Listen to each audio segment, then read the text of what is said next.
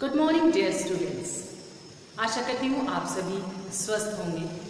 तो चलिए शुरुआत करते हैं हम अपनी आज की क्लास की। इतिहास में हमने इससे पूर्व पढ़ा मेसोपोटामिया सभ्यता, जो कि शहरी सभ्यता थी। शहरी सभ्यता का वहाँ से प्रारंभ हो गया था और धीरे धीरे नगर राज्य बनने लगे थे और यही नगर राज्यों ने बड़े साम्राज्य का रूप ले लिया था। तो आज हम बड़ा साम्राज्य यानी रोम साम्राज्य के बारे में जानकारी प्राप्त करेंगे।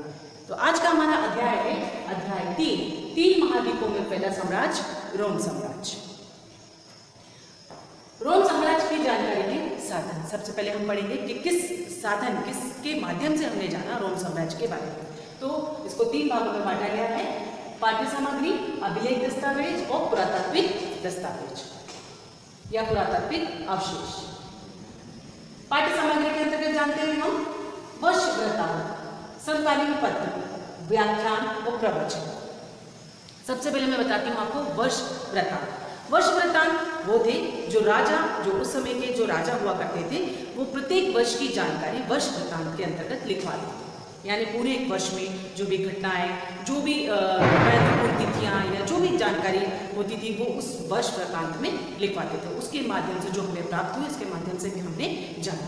उसके बाद में समकालीन पत्र, व्याख्यान और प्रवचन भी जो लिखित रूप में हमें प्राप्त हुए, वो जो सब है किसके अंतर्गत आता है? पाठ्य सामग्री, जिसे हमने पढ़ा।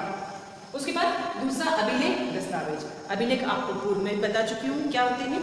तो अभिलेख जो है पत्थर की शिलाओं पर अंकित थे और कौन सी भाषा में? यूनानी और लैटिन भाषा में अंकित थे। और किस पे लिखे जाते थे? पेपायरस के पेड़ के पत्ते। पेपायरस एक पौधा था जो कि सरकंडे की समान था, जैसे हमने मेसोपोटामिया सभ्यता में पढ़ा। लेखन कला जो है वो सरकंडे के पौधे की तीली से वो लिखते थे, नुकीली तीली जो होती थी उससे लिखते थे। उसी प्रकार का ये पौधा था पेपायरस का पौधा। और पेपायरस का पौधा जो था उसके पत्तों पे वो लिखते थे, सारे जो थे अभिलेख जो थे वो उन्हीं पर लिखा करते थे, जो कि यूनानी और लैटिन भाषा में अंकित थे। आगे बढ़ते हैं पुरातात्विक अवशेष की ओर। पुरातात्विक अवशेष पुरातात्विक जो खुदाई के द्वारा हमें प्राप्त होते हैं और जो उससे संबंधित जो होती हैं इमारतें, स्मारकें, मिट्टी आदि के बर्तन, ये थे पुरातात्विक साधन, जिसमें हमने जाना रोम सभ्यता की जानकारी।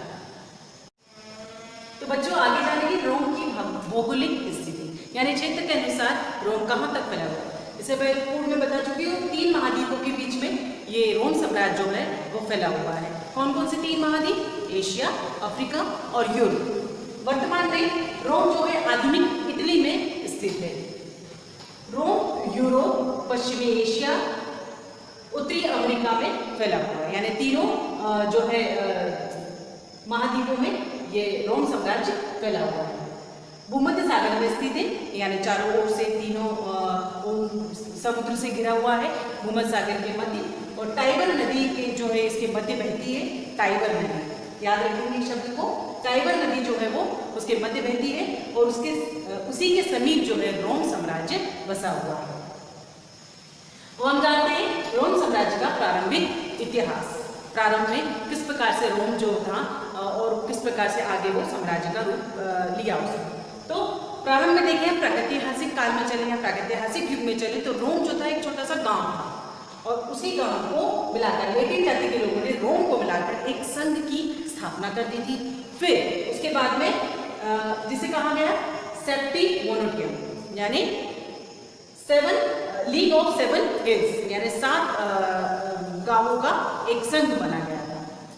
उसके बाद एट्रुस्कन जाति के लोगों ने रोम को जो है यानी उस संघ को भंग कर दिया और रोम में जो है वो नगर का रूप धारण कर लिया। जो रोम था वो नगर का रूप धारण कर लिया था। अब हम जानेंगे रोम में गणतंत्र की स्थापना। 6वीं शताब्दी बड़ी महत्वपूर्ण शताब्दी थी रोम वासियों के लिए और यहाँ पर 6वीं शताब्दी के अंतिम चरण में 500 ईसा पूर्व में रोम में गणतंत्र की स्थापना हो गई। गणतंत्र में 3 प्रकार की जो सभा थी उनके उसमें शासन करने के लिए सीनेट सभा और काउंसिल 2 हुआ करती थी। इनकी स्थापना हुई गणतंत्र के माध्यम से। इसमें सीनेट जो थी सबसे बड़ी संस्था थी और उसमें 300 सदस्य थे और वही वास्तविक जैसे कहेंगे वास्तविक शक्ति जो थी वो उसी के हाथ में थी और वही शासन करती थी। आगे बढ़ते हैं प्यूनिक युद्ध। रोम वासियों के कार्थेज के साथ जो युद्ध हुए, 3 युद्ध हुए, कब से कब तक? 264 ईसा पूर्व से लेकर 164 ईसा पूर्व तक युद्ध चलते रहे। इन युद्धों को प्यूनिक युद्ध के नाम से जाना जाता है। कार्थेज जो था एक व्यापारिक नगर था। उस नगर की शक्ति बढ़ती जा रही थी, तो उसकी शक्ति को बढ़ते हुए, इससे पूर्व हमने पढ़ा कि जो था रोम की ने भी आधे इटली पर अपना विस्तार कर लिया था, शक्ति हासिल कर ली थी, तो वो उसका तो बढ़ ही रहा था। साथ ही साथ कार्थेज जो था एक व्यापारिक नगर था, वो जो था वो अपनी शक्ति बढ़ाता जा रहा था, तो इससे रोम जो था वो भयभीत हो गया। उसने कार्थेज पर आक्रमण करना शुरू कर दिया और 3 युद्ध हुए। इन तीनों युद्ध में उसकी सफलता प्राप्त करी और उस युद्ध को प्यूनिक युद्ध के नाम से जाना जाता है। आगे बढ़ते हैं। जूलियस सीजर जो कि रोम साम्राज्य के राजा रहे, जिनका जन्म 100 ईसा पूर्व में हुआ, एक धनी परिवार में। वो बड़े ही महत्वाकांक्षी, कुशल योद्धा और सेना नायक थे। उन्होंने 58 ईसा पूर्व से लेकर 50 ईसा पूर्व तक कई युद्ध किए, कई प्रसिद्ध युद्ध किए और इसी कारण वो विख्यात हो गए। लोग में उनका नाम हो गया और वो प्रसिद्ध हो गए। 46 ईसा पूर्व में वो अधिनायक यानी सारी शक्ति उन्होंने अपने हाथ में केंद्रित कर ली, लेकिन गणतंत्रीय व्यवस्था जो पूर्व में चली आ रही थी उसको भी उन्होंने लागू रखा और साथ ही साथ गणतंत्रीय व्यवस्था के को भी अपने प्रति उत्तरदायी बना दिया। यानी वो किसके प्रति उत्तरदायी हो गए? जूलियस सीजर के। इसी प्रसिद्धि से जो लोग थे वो उनसे जलने लगे, उनसे क्रोधित होने लगे। जो गणतंत्रीय व्यवस्था में जो सीनेट थी, जैसे पूर्व में बताया है कि सीनेट जो थी शक्तिशाली संस्था थी, तो इसलिए वो लोग जो थे वो उनसे खफा रहने लगे, उनसे नाराज रहने लगे। तो इसीलिए उनके जो ग्रुप में यानी षड्यंत्र रचने लगे। तो उनके जो वर्ग के नेता थे, जो सीनेट वर्ग के नेता थे, ब्रूट्स ने उनकी छुरा घोंपकर हत्या कर दी। उसके पश्चात कई युद्ध चलते रहे, गृह युद्ध आपस में चलते रहे। रोम साम्राज्य में गृह युद्ध चलता रहा और उत्तराधिकारी के लिए। उसके पश्चात जूलियस सीजर के पश्चात जो रोम साम्राज्य था अगस्टस के हाथ में आया। अगस्टस का शासन प्रारंभ हुआ, जो कि जूलियस सीजर का भतीजा था। उसका नाम था ऑक्टेवियन। उन्होंने अपना शासन स्थापित किया रोम में। सीनेट ने उसे ऑगस्टस की उपाधि से अलंकृत किया। सीनेट जो थी उसने ऑगस्टस के नाम से किसको? ऑक्टेवियन को उस उपाधि से अलंकृत किया। इसका अर्थ होता है सौभाग्यशाली। 27 ईसा पूर्व से 14 ईसा पूर्व तक उन्होंने शासन किया और उनका जो स्थापित राज्य था, जो शासन जो राज्य स्थापित किया, उसे प्रिंसिपेट कहा गया। अब उसके बाद का शासन देखते हैं। अगस्टस के शासन के पश्चात जो है रोम का जो शासन था वो जूलियस सीजर के वंश के 4 शासकों के हाथ में आया, जो उन्होंने 68 तक शासन किया। इसमें प्रमुख टिबेरियस 1400 ईसा पूर्व से 37 ईसा पूर्व तक उन्होंने शासन किया रोमन साम्राज्य पर। क्योंकि टिबेरियस जो थे वो गोद लिए हुए पुत्र थे अगस्टस के, क्योंकि अगस्टस के पुत्र तो था नहीं, तो उन्होंने टिबेरियस को गोद लिया था। यानी वंशक्रम के आधार पर शासन करने के लिए उन्होंने टिबेरियस को गोद लिया था, तो उन्होंने शासन किया 37 ईसा तक। तो रोमन साम्राज्य पर उन्होंने संभाला। और इस वंश का जो अंतिम सम्राट था वो था नीरो, जो बहुत ही क्रूर था, अत्याचार करता था लोगों पर, लोगों को मौत के घाट उतार देता था। तो जनता उससे क्या करने लगी थी? घृणा करने लगी। तो अपनी बदनामी की डर से नीरो ने 69 ईस्वी में आत्महत्या कर ली। उसके पश्चात यानी नीरो जो था इस वंश का अंतिम सम्राट था। इसके पश्चात 4 सम्राटों का शासनकाल था। नीरो की मृत्यु के पश्चात सेना के अधिकारियों ने प्लेबियन वंश के 4 शासकों को यानी 4 सम्राटों को रोम के सम्राट यानी गद्दी पर बिठाया, राजसिंहासन पर बिठाया और 69 से 96 ईस्वी तक जो था इन्होंने शासन किया और इसका अंतिम सम्राट था टाइटस। इसके पश्चात 5 सद्व्यवहारियों सम्राटों का शासन आया। प्लेबियन वंश जिसे कहा गया, तो प्लेबियन वंश के सम्राट ट्राजन जो थे वो सबसे प्रमुख थे और 98 से लेकर 117 ईस्वी की मृत्यु के पश्चात उनकी मृत्यु हुई और 180 ईस्वी में इनका इस शासन का जो था अंत हो गया। सम्राट डायक्लोशियन के पश्चात रोम साम्राज्य की सत्ता संभाली सम्राट कॉन्स्टेंटाइन यानी 306 ईस्वी में ये रोम के सम्राट यानी रोम की सत्ता इनके हाथों में आ गई। इन्होंने सोने पर आधारित नई मौद्रिक प्रणाली यानी नई मुद्रा प्रणाली आरंभ की और वो जो सोने का सिक्का जो होता था, जो सोने की जो मुद्रा होती थी, वो 4.5 ग्राम सोने से बनी हुई होती है। अब इस जो जो प्रचलित मुद्रा थी या जो सिक्का था उसको कहा गया सॉलिडस। क्या कहा गया बच्चों? सॉलिडस। उस सोने के सिक्कों को, उस मुद्रा को कहा गया सॉलिडस। सम्राट ने कुस्तुनतुनिया, जो पूर्व में यानी प्राचीन समय में उसको बाइजेंटाइन नामक जो शहर है उसको उन्होंने बसाया और उसे रोम की जो है पूर्वी भाग की उन्होंने राजधानी बनाया। किसको बनाया? कुस्तुनतुनिया, जो उन्होंने स्वयं बसाया था उस नगर में। उन्होंने, ये पहले सम्राट थे कॉन्स्टेंटाइन, जिन्होंने ईसाइयों पर होने वाले अत्याचारों पर रोक लगाई, यानी उन्हें रोका और स्वयं भी ईसाई धर्म को ग्रहण किया। बच्चों अब जानते हैं सम्राट कॉन्स्टेंटाइन के पश्चात रोम साम्राज्य किस प्रकार रहा, यानी राजनीतिक दृष्टि से देखें तो रोम साम्राज्य इस कॉन्स्टेंटाइन जो है राजा, इनके पश्चात किस प्रकार रहा। इनकी मृत्यु हुई 337 ईस्वी में और इनकी मृत्यु के पश्चात कई शासक जैसे कॉन्स्टेंटियस, वेलेंटियन, वेलेना, थियोडियस प्रमुख शासक रोम के रहे। उसके पश्चात धीरे धीरे जो रोम था वो विघटन की ओर बढ़ गया। 5वीं शताब्दी तक जो रोम साम्राज्य था राजनीतिक दृष्टि से विखंडित हुआ, यानी बंटने लगा और 7वीं शताब्दी के अंत तक आते आते रोम साम्राज्य जो था दक्षिण पूर्व से होने वाले आक्रमणों को सहने के लिए असमर्थ रहा और धीरे धीरे क्या हो गया? रोम साम्राज्य का अंत। बच्चों आप जानते हैं रोम साम्राज्य के पतन के कारण। इतिहास साक्ष्य है कि कोई भी सभ्यता हो, साम्राज्य हो, उसका कभी ना कभी अंत तो होता है। उसके कई कारण भी होते हैं। कोई भी चीज़ जो होती है वो चीज़ स्थायी नहीं रहती, यानी स्थायी नहीं रहती, उसका भी कभी ना कभी अंत होता है। तो अब हम पढ़ने वाले हैं रोम साम्राज्य के अंत के कारण। सबसे पहला कारण है रोम साम्राज्य की विशालता। रोम साम्राज्य जो था इतना विस्तृत और विशाल साम्राज्य था कि क्या हुआ कि दूरस्थ प्रांत जो उसके आसपास के जो प्रांत थे वो स्वतंत्र होने लगे, अपने आप से स्वतंत्र होने लगे, विद्रोह करने लगे। तो उससे क्या हुआ? केंद्र जो था उन पे नियंत्रण स्थापित करने में असमर्थ रहा।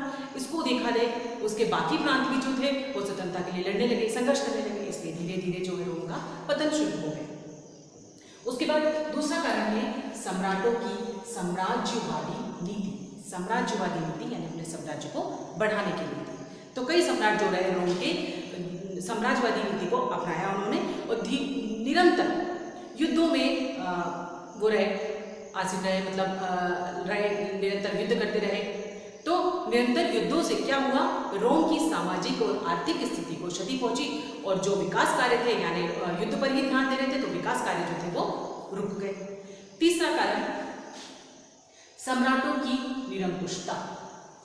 निरंकुशता यानी अपने अंदर ही सारा शासन रखना और नियंत्रण रखना और निरंकुश रूप से शासन करना। तो निरंकुश जो सम्राट रहे रोम साम्राज्य के जो निरंकुश सम्राट रहे उन्होंने अपनी ही नीति का निर्माण किया और उसके बाद उन्होंने कर लगाए, अंधाधुंध कर लगा दिए जनता। तो जनता क्या हो गई कि जनता क्रोधित हो गई और धीरे धीरे वो विद्रोह पर उतर गए। आगे बढ़ते हैं। उत्तराधिकारी का निर्धारित नियम न होना। रोम साम्राज्य की सबसे बड़ी कमी रही कि उसके उत्तराधिकार का नियम जो था ऐसा स्थायी नहीं था। मतलब कह सकते हैं कि कोई ऐसा नियम नहीं था कि किसके बाद किसको राजा होगा। तो इसके नियम न होने के कारण क्या हुआ? आंतरिक युद्ध होने लगे, आंतरिक संघर्ष होने लगा। तो जो है गृह युद्ध होने लगे। अब जब गृह युद्ध होने लगे तो बाहर जो दूसरे देश थे उन्होंने उस चीज का फायदा उठाया और उस पर आक्रमण करना प्रारंभ कर दिया रोम। अगला है शासकों की अयोग्यता। यानी हम देखें तो सम्राट अगस्टस के बाद में रोम साम्राज्य के जो सम्राट रहे वो इतने कुशल नहीं थे, योग्य नहीं थे और वो निरंकुश थे और ज़्यादा से ज़्यादा विलासी प्रवृत्ति के थे। इसलिए भी रोम साम्राज्य का जो धीरे धीरे पतन हो गया। छठवां पॉइंट है शोचनीय आर्थिक स्थिति। यानी रोम की जो आर्थिक स्थिति वो थोड़ी सी बिगड़ गई थी, चरमरा गई थी। लगातार युद्ध हो रहे थे तो राजकोष जो था वो खाली होने लगा था। अब वो राजकोष जो खाली हुआ तो उसकी प्रतिपूर्ति के लिए सम्राटों ने क्या किया? नए नए कर लगा दिए। अब जब नए कर लगे तो जनता जो है वो रोष प्रकट करने लगी, गुस्सा अपना प्रकट करने लगी और जो ये सारी दोषपूर्ण जो मुद्रा नीति थी इसने सब कुछ जो आर्थिक स्थिति को वो चौपट करके रख दिया था और धीरे धीरे जो था रोम साम्राज्य पतन की ओर बढ़ने लगा। आगे बढ़ते हैं। 7वां पॉइंट सामाजिक असमानता।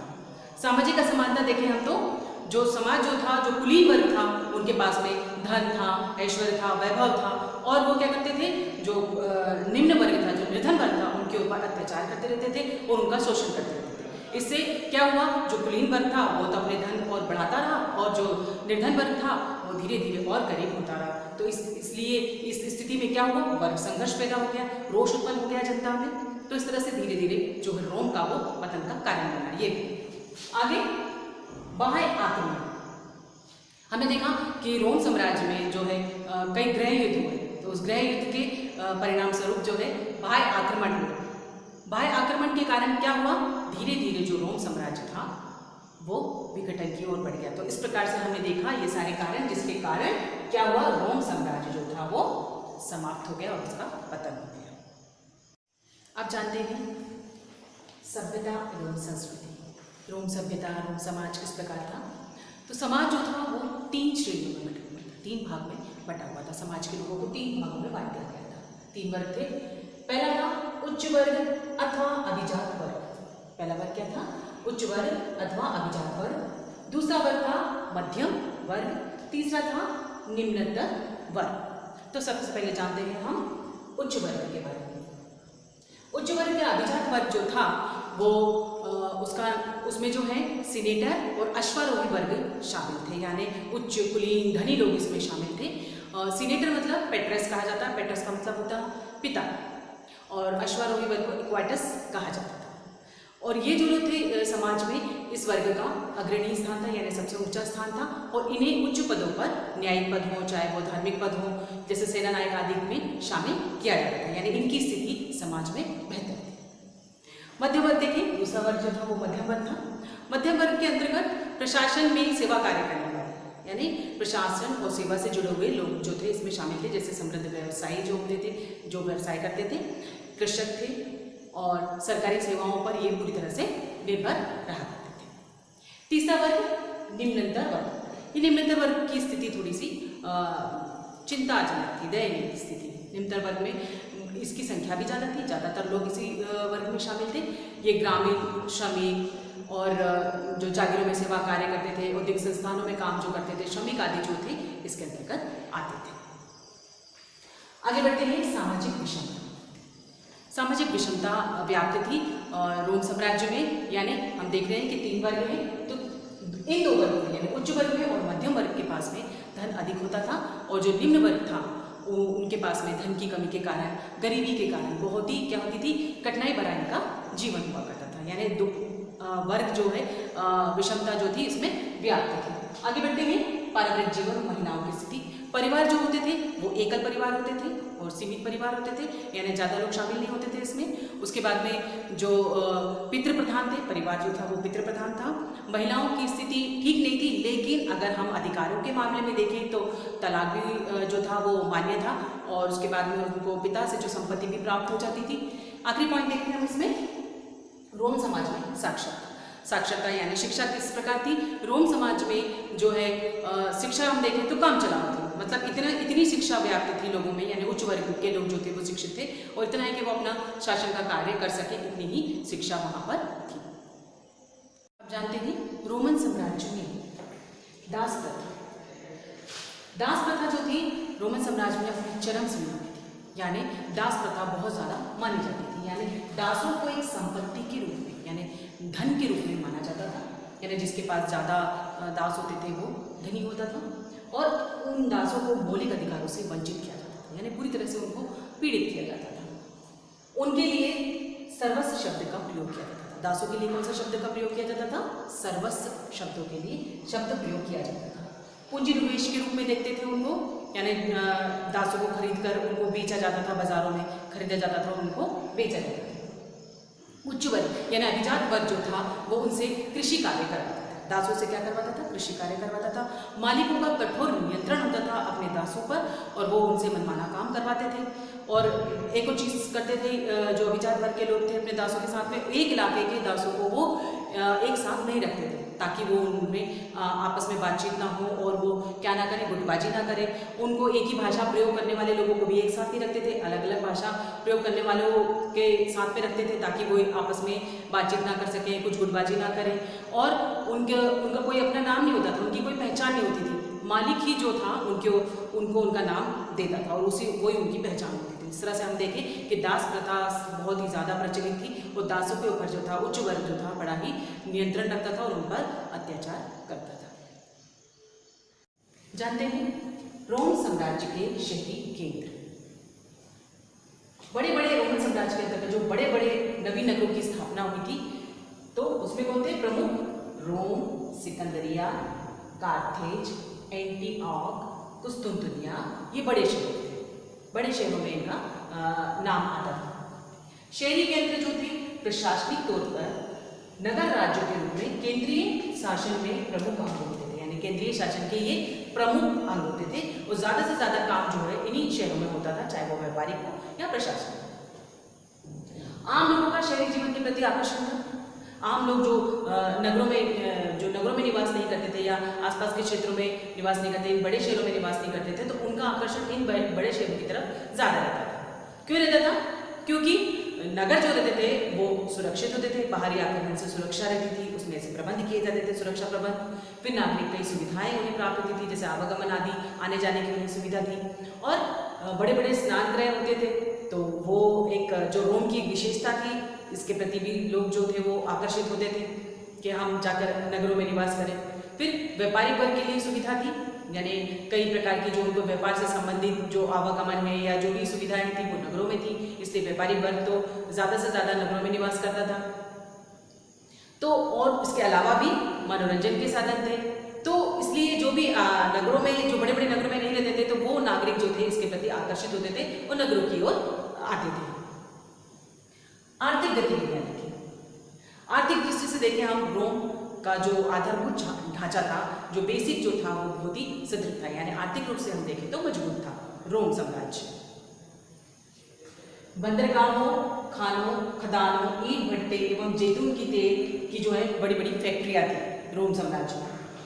गेहूं, अंगूर, शराब, जैतून का तेल जो था प्रमुख रूप से बड़े व्यापार केंद्र के रूप में माना जाता था, यानी बड़े बड़े व्यापार जो होते थे वो किसके होते थे? अंगूर, शराब, जैतून के तेल के। शराब और जैतून के तेल जो थे बड़े बड़े कंटेनरों में उनको लेके जाता था, ढुलाई की जाती थी और उन कंटेनरों को कहा जाता था एम्फोरा कहा जाता था। क्या कहा जाता था? एम्फोरा। लेकिन आर्थिक विषमता भी विद्यमान थी। क्यों? क्योंकि कुछ क्षेत्र में भूमि उपजाऊ और कुछ क्षेत्र में भूमि उपजाऊ नहीं थी। तो जहाँ कृषि जो थी अच्छी होती थी, उन्नत अवस्था में होती थी, क्यों? वहाँ पर क्षेत्र जो थे वो उपजाऊ थे। लेकिन जिन क्षेत्रों में भूमि उपजाऊ नहीं थी, वहाँ उन क्षेत्रों में जो कृषि उन्नत अवस्था में नहीं थी। तो हम देखते हैं कि रोम साम्राज्य में क्या थी? आर्थिक विषमता, यानी असमानता थी। जानते हैं रोम साम्राज्य की धार्मिक दशा। इसके अंतर्गत ये पारंपरिक दृष्टि से ये लोग क्या थे? बहुदेववादी, यानी बहुत सारे देवी देवता इनके होते थे और बहुत सारे देवी देवताओं को ये मानते थे, उनकी पूजा करते थे। ये लोग अनेक पंथों एवं उपासना पद्धतियों में विश्वास रखते थे। अलग अलग धर्म के जो ग्रुप थे उनमें और अलग अलग तरीके से पूजा करने का ये इनके अलग अलग तरीके होते थे। मुख्य रूप से, प्रमुख रूप से किनकी पूजा करते थे? ये जुपिटर, जूनो, मिनर्वा, मार्स जैसे अनेक रोमन, इतालवी देवों और यूनानी तथा पूर्वी देवी देवताओं की ये पूजा करते थे। रोम साम्राज्य की तीसरी शताब्दी में जो था प्रमुख रूप से ईसाई धर्म जो था वो लोकप्रिय हो गया था, यानी ज्यादा से ज्यादा लोग क्या मानने लगे थे? ईसाई धर्म को मानने लगे थे। इसी को देखते हुए सन 392 ईस्वी में थियोडियोसस ने ईसाई धर्म को राजधर्म घोषित कर दिया। क्या कर दिया उसने? ईसाई धर्म को राजधर्म घोषित कर दिया। बच्चों जानते हैं रोम संस्कृति की देन, रोम साम्राज्य का इतिहास में बहुत महत्वपूर्ण स्थान है। उसके माध्यम से हमने कई चीज़ों को जाना, कई क्षेत्र में उसकी देन जो हमें देखने को मिलती है। सबसे पहले जानते हैं राजनीतिक देन। राजनीतिक देन में उसने राजतंत्र, एक तंत्र, निरंकुश तंत्र, यानी हमने देखा इससे पहले कि राजनीतिक स्थिति में रोम के कई सम्राट बदले और कई सम्राटों ने अपने अपने तरीके से शासन चलाया, और फिर चाहे वो तरीका राजतंत्र हो, एक तंत्र हो या निरंकुश तंत्र। कानून के क्षेत्र में भी हम देखें तो रोम का कई महत्वपूर्ण स्थान है। उन्होंने प्राकृतिक कानून, सार्वजनिक कानून, दीवानी कानून आदि के बारे में जानकारी दी। उसी के साथ साथ कई राजनीतिक वर्ड जो शब्द जो है वो जो देखने को मिलते हैं वो भी हमें इसी से, जैसे म्यूनिसिपल, कैंडिडेट, इलेक्शन, सिटीजन, ये सारे शब्द जो है रोम सभ्यता की जो है देन है, रोम सभ्यता के नागरिकों के द्वारा ये प्रदान किए गए। आगे जानते हैं हाशिए दे। वर्णमाला जो थी यूनानी वर्णमाला से उन्होंने सीखा और लैटिन भाषा का आविष्कार किया, यानी लैटिन भाषा की क्या बना दी उन्होंने, वर्णमाला बना दी। और लैटिन भाषा जो है वो प्राचीन यूरोप में काम में आने लगी, किसमें, कानून में, दर्शन, इतिहास में, यानी सारा रिटर्न वर्क जो था, लिखित कार्य जो था वो किस भाषा में होने लगा, लैटिन भाषा में, जो किसकी देन है, रोम साम्राज्य की। फिर इन्होंने यूरोप में एकता का सूत्रपात किया, यानी इसी के माध्यम से क्या हुआ, एकता का सूत्रपात हो गया, यानी सभी जो यूरोप के जो कई देश थे वो उनमें एकता स्थापित हो गई, भाषाई एकता स्थापित हो गई, यानी सभी ने क्या किसका प्रयोग करना शुरू कर दिया, लैटिन भाषा में। ये भी मैं बता दूं कि कई भाषाओं की जो जननी है वो लैटिन भाषा है। अंग्रेजी का भी हम बात करते हैं तो अंग्रेजी भाषा भी जो है लैटिन भाषा की जननी मानी जाती है। वैज्ञानिक देख में देखें हम तो अस्पताल का ज्ञान भी मिल गया, यानी औषधियों देना, तो हम इनके माध्यम से जान सकते हैं कि जो अस्पताल जिसे कहते हैं हॉस्पिटल जो है यहीं से शुरुआत हुई। कला के क्षेत्र में देखें तो स्थापत्य कला का जो है अनुपम नमूने हमें देखने को मिलते हैं रोम साम्राज्य के माध्यम से। तो रोम साम्राज्य में जो है संगमरमर का प्रयोग किया जाता था, राजप्रसाद जो बनवाए जाते थे उसमें संगमरमर का मार्बल का प्रयोग किया जाता था।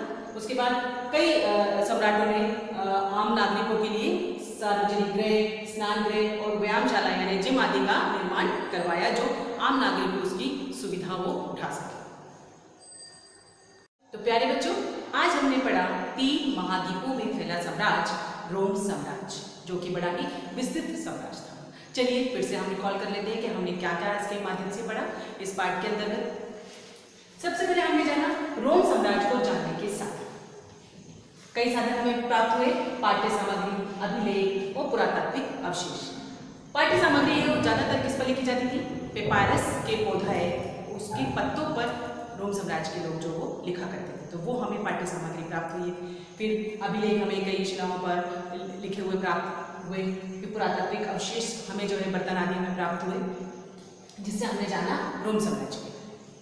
फिर हमने जाना इसकी भौगोलिक स्थिति, 3 महाद्वीपों में फैला हुआ, एशिया, अफ्रीका, यूरोप महाद्वीप में फैला हुआ, कुछ भाग जो है इसके यहाँ तक फैले हुए हैं।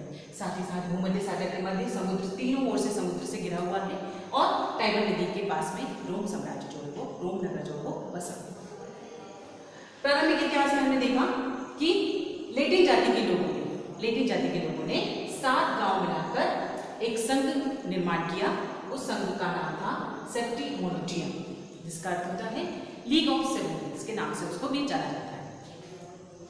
फिर 6वीं शताब्दी में रोम में गणतंत्र की स्थापना कर दी गई। फिर हमने जाना प्यूनिक के बारे में, जो रोम और कार्थेज के बीच में हुए और 264 ईस्वी से 146 ईस्वी तक।